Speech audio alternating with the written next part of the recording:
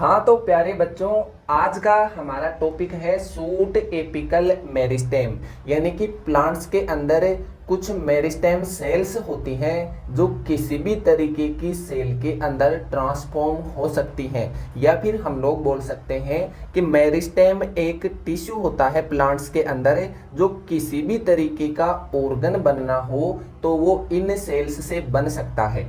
आप लोगों ने देखा होगा कि कोई भी एक प्लांट होता है तो उसके दो पार्ट होते हैं। एक तो रूट वाला पार्ट जो कि सोइल के अंदर होता है, ठीक है, एक तो रूट वाला पार्ट। सेकंड पार्ट वो होता है जो सोइल से बाहर होता है, या फिर बात करें कि ग्राउंड स्टेट से बाहर होता है, ठीक है। ये ग्राउंड स्टेट से बाहर वाला जो पार्ट होता है प्लांट का, इसको बोलते हैं हम लोग सूट। यानी कि इसके अंदर आ गया ये स्टेम, ये लीव्स, या फिर कोई भी ऑर्गन, प्लांट का कोई भी ऑर्गन, ये जो एक्सटर्नल स्ट्रक्चर है इसको बोलते हैं हम लोग सूट, ठीक है। इसके अंदर जितने भी ऑर्गन्स हैं वो सूट के अंदर कंसीडर किए जाएंगे। तो दो पार्ट हुए, एक तो हुआ सूट, सेकंड वाला हुआ रूट, ठीक है। अब मैं बात करूं कि मेरिस्टेमिक सेल्स कहाँ होती है।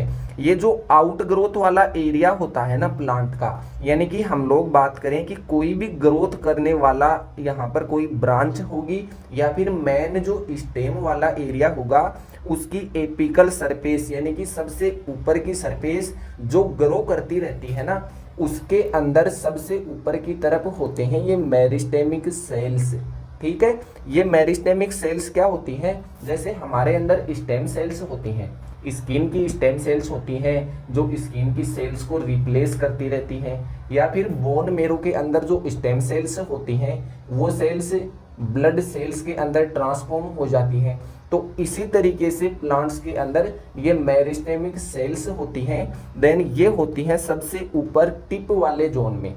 अब मैं बात करूं कि जो रूट वाला भी एरिया होता है ना, सबसे बॉटम में रूट की टिप होती है, उस टिप के ऊपर भी ये स्टेम सेल्स होती हैं। तो उनको तो बोलते हैं रूट, उनको बोलते हैं रूट एपिकल मेरिस्टेम सेल्स, ठीक है। और ये जो सूट वाली मेरिस्टेमिक सेल्स होती हैं इनको बोलते हैं सूट एपिकल मेरिस्टेम, ठीक है। अब मैं बात करूं कि ये सूट एपिकल जो मेरिस्टेम सेल्स होती हैं इनका ओरिजिन क्या होता है, ये कहाँ से बनती है। तो कोई भी सीड होता है ना, उस सीड के कोटिनिडल्स होते हैं, ठीक है। उन कोटिनिडल्स के बीच के अंदर एम्ब्रियो होता है। ये एम्ब्रियो जब ग्रो करता है ना, तो इस एम्ब्रियो के भी दो पार्ट होते हैं, एक अपर पार्ट जिसको पल्म्यू बोलते हैं, ठीक है, और सेकंड वाला होता है रेडिकल पार्ट।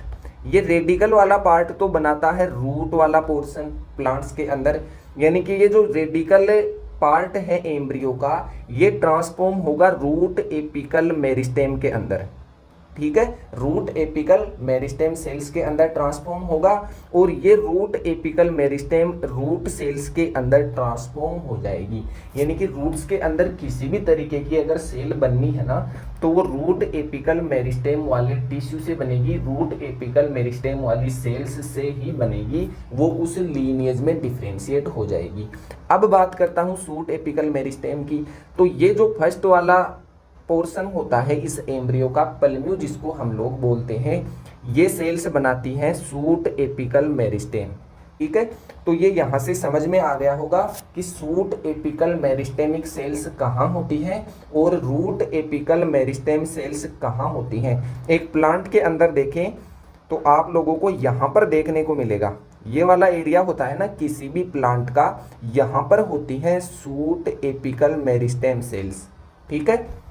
अब मैं बात करता हूं कि ये जो सूट एपिकल मेरिस्टेम सेल्स होती है ना, इनके अंदर ऐसा क्या एडेप्टेशन होता है कि ये किसी भी तरीके के ऑर्गन के अंदर ट्रांसफॉर्म हो जाती हैं, या फिर प्लांट की किसी भी तरीके की सेल्स बना सकती हैं। ऐसी क्या एबिलिटीज होती हैं इनके अंदर, या फिर ये यूनिक क्यों होती हैं, ठीक है। तो हम लोग स्टार्ट करेंगे इस चीज को।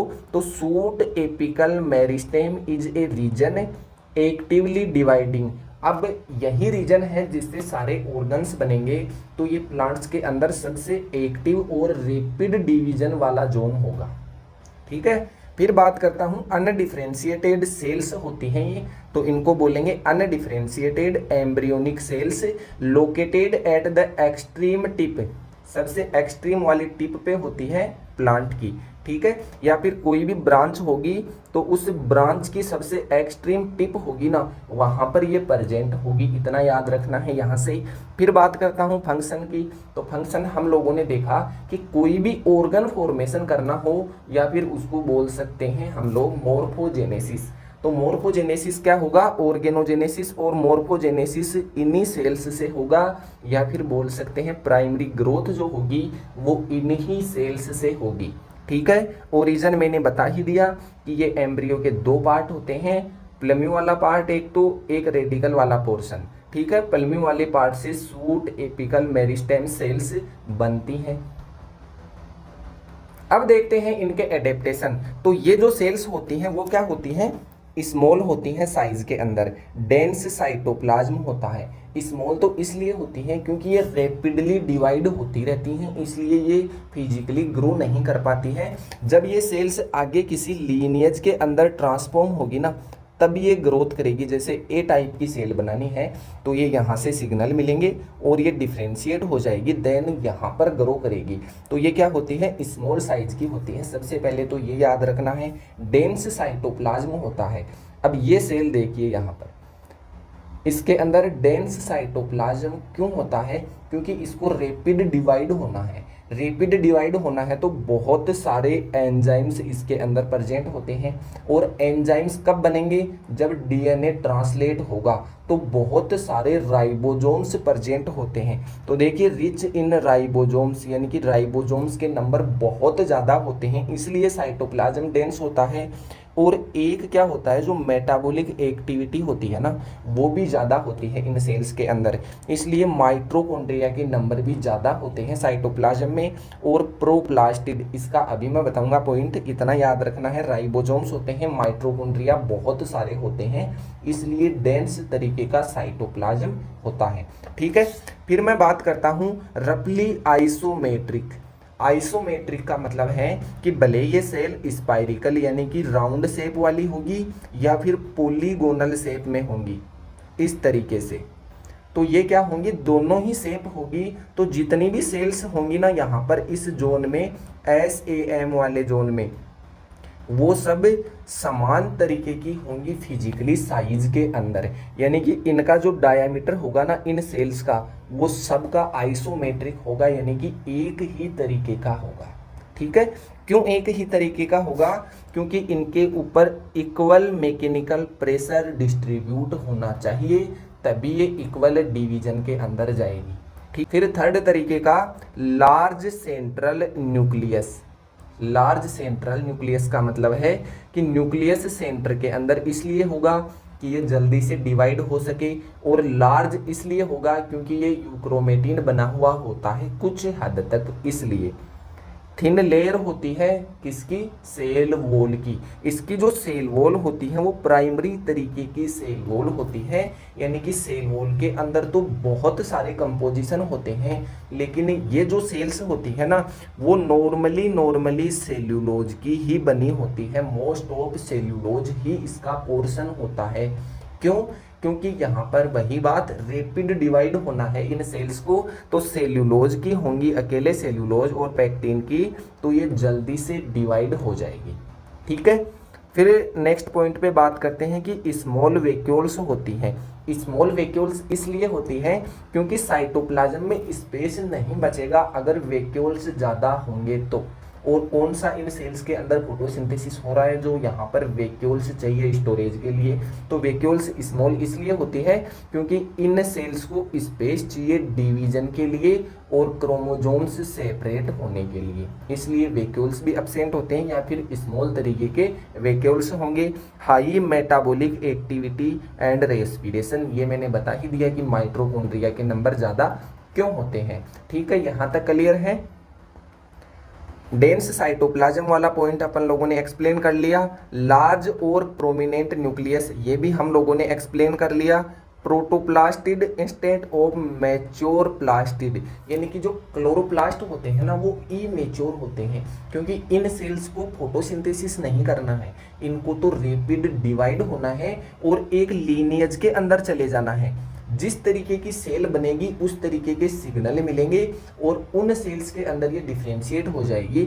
अगर ये ग्रीन सेल्स के अंदर डिफ्रेंशिएट होती है देन तभी इनको फोटोसिंथेसिस करना है, नहीं तो फोटोसिंथेसिस क्यों ही करना है। इसलिए इनके अंदर प्रोप्लास्टिड होते हैं, ना कि क्लोरोप्लास्ट होते हैं, मेच्योर क्लोरोप्लास्ट नहीं होते हैं। यहाँ तक क्लियर है। मिनिमल एंड एब्सेंट वैक्यूल्स, ये पॉइंट भी हम लोगों ने देख लिया। कॉम्पैक्ट आइसोमेट्रिक सेल्स, आइसोमेट्रिक का देख लिया। कॉम्पैक्ट इस तरीके की होती हैं, यानी कि इन सेल के बीच में किसी भी सेल्स के बीच में 2 सेल्स मान लीजिए, 4 सेल्स मान लीजिए, 5 सेल्स मान लीजिए, इन सेल्स के बीच में इंट्रासेलुलर स्पेस नहीं होता है। क्योंकि वही बात, क्योंकि ये सेल्स क्या करती हैं, ये सेल्स टिप के ऊपर प्रेजेंट होती हैं और टिप वाली सेल्स क्या करती हैं, जब ग्रो करेंगी तो कोई भी एक्टिविटी होगी, फिजिकल एनवायरमेंटल एक्टिविटी, तो सबसे पहले इन्हीं के पास आना है। तेज हवाएं भी चलेंगी तो इन्हीं को टच करेंगी सबसे पहले, या फिर कोई फिजिकल एक्टिविटी होंगी, कोई इंसेक्ट वगैरह आएंगे तो वो सबसे पहले कहाँ टकराएंगे, इन्हीं से तो टकराएंगे। तो इनको मैकेनिकल सपोर्ट मिलना जरूरी है। ये वाला जो एरिया होता है ना, सबसे टिप वाला एरिया, ये थोड़ा रिजिड होना चाहिए, इसलिए इन सेल के बीच में इंट्रासेल्यूलर स्पेस नहीं होता है। ठीक है, अब बात करता हूं मैं कि एक्चुअल में ये जोन कौन सा होता है और इस जोन के अंदर सब जोन कौन कौन से होते हैं। ये वाला जोन होता है, हम लोगों ने सबसे पहले देख लिया था कि सबसे टिप पर जो जोन होगा वो होगा सूट एपिकल मेरिस्टेम वाला जोन। इसको अगर हम लोग जूम करेंगे तो ये इस तरीके का दिखाई देता है। सेंटर के अंदर एक जोन होता है, ठीक है, और इसके सराउंडिंग में एक रिंग लाइक स्ट्रक्चर होती है। अब क्या होता है, ये सेंटर वाला जोन होगा ना, तो ये तो होगा सेंट्रल जोन ऑफ SAM, यानी सूट एपिकल मेरिस्टेम टिश्यू जहां पर प्रेजेंट होता है वहां का सेंट्रल वाला जोन होगा, उसको बोलते हैं SAM का सेंट्रल जोन, जिसको शॉर्ट के अंदर CZ लिख देंगे। ठीक है, एक ये होता है जो सेंटर जोन के सराउंडिंग में रिंग लाइक स्ट्रक्चर बनाता है। ये देखिए यहाँ पर इस प्लांट में देखिए, यहाँ पर यहाँ दिखेगा। ठीक है, तो ये वाला जो रिंग लाइक स्ट्रक्चर होती है इसके सराउंडिंग में, इसको बोलते हैं पेरीफेरल जोन। क्योंकि ये साइड का जोन है, पेरीफेरी बना रहा है, तो ये होगा पेरीफेरल जोन। ठीक है, जिसको शॉर्ट के अंदर PZ लिख देंगे हम लोग। ये जो सेंटर वाला जोन है ना, इसके जस्ट नीचे एक जोन होता है, उसको बोलते हैं RM जोन। ठीक है, यहाँ पर देखिए ये है RM जोन। RM जोन का मतलब है रिब मेरिस्टेम जोन। ये तीनों जोन क्या है, यहाँ पर मैं लिख देता हूँ, ये SAM सूट एपिकल मेरिस्टेम, ये 3 जोन के अंदर डिवाइड होता है। एक तो होता है सेंट्रल जोन, सेकंड होता है पेरिफेरल जोन और थर्ड होता है रिब मेरिस्टेम जोन। ठीक है, ये 3 जोन हो गए। अब इन तीनों जोन के काम क्या क्या होते हैं कि कैसे ये सेल्स बनी।